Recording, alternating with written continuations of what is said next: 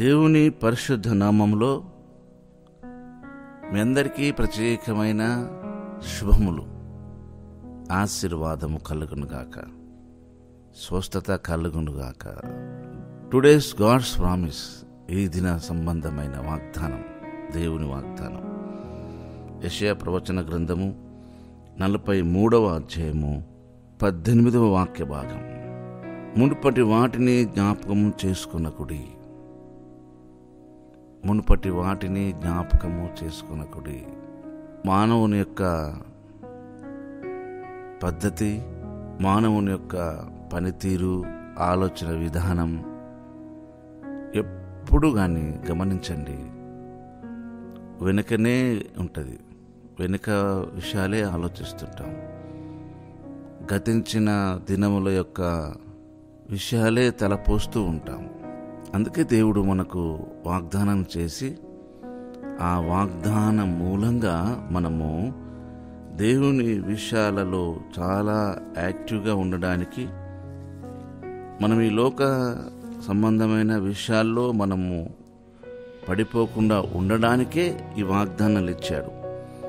మీరు ఒకసారి పేతురు గారు రాసిన 2వ పత్రిక 1వ అధ్యాయం గమనిస్తే 4వ వాక్యములో, ఆ మహిమ గుణాతిశయములను బట్టి ఆయన మనకు అమూల్యములను అత్యధికములకు వాగ్దానములను అనుగ్రహించి ఉన్నాడు.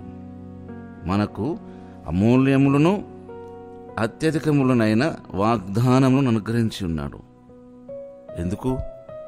దురాశను అనుసరించటం వలన లోకమందున్న భ్రష్టత్వమును ఈ వాగ్దాన మూలంగా మీరు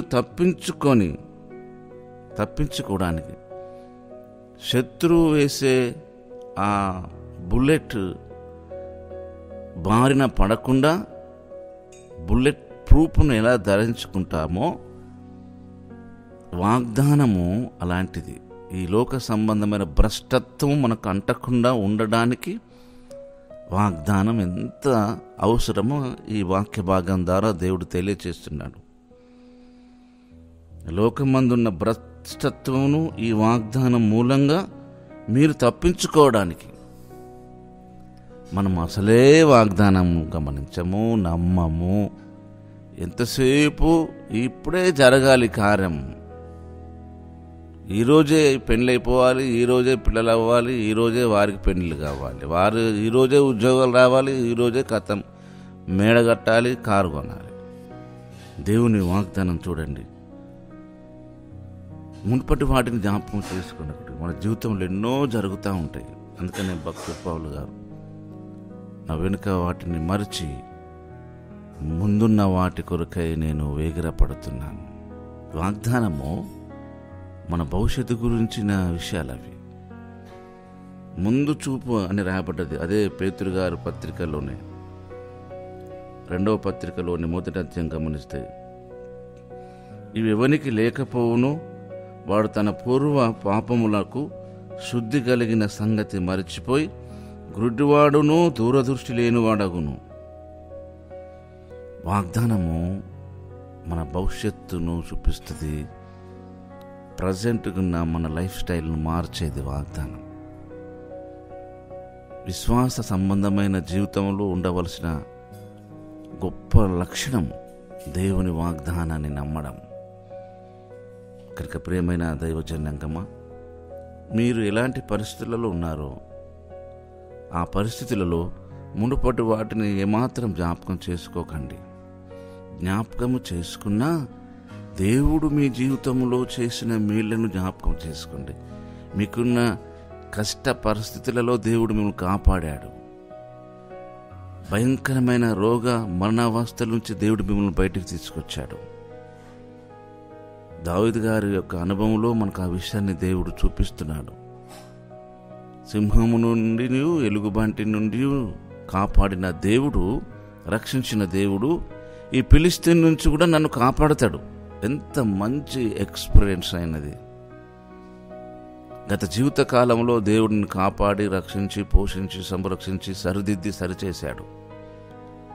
ఇదే క్రమం మళ్ళీ మీకు ఫ్యూచర్లో కూడా ఉంటుంది. ఎప్పటికీ ఆయన మమ్మల్ని సహాయం చేయవాడే, దీవించేవాడే. కానీ మునుపటి వాటిని జ్ఞాపకం చేసుకోవాల్సిన విషయాలు ఇవి. ఆయన సహాయము, ఆయన మేలులు, ఆయన మనల్ని ఆదుకున్న విషయాలను జ్ఞాపకం చేసుకోవాలి.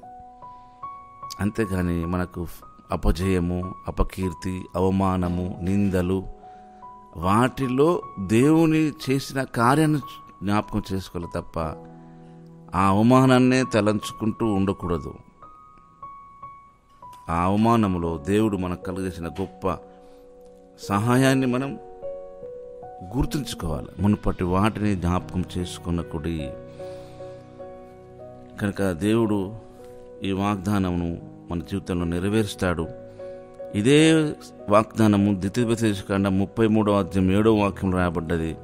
జ్ఞాపకం చేసుకోండి అని రాయబడ్డది. ఇక్కడనేమో జ్ఞాపకం చేసుకొనకుడి అని రాయబడ్డది.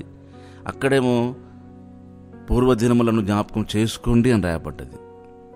కనుక జ్ఞాపకం చేసుకోవాల్సిన విషయాలను మనం జ్ఞాపకం చేసుకోవాలి.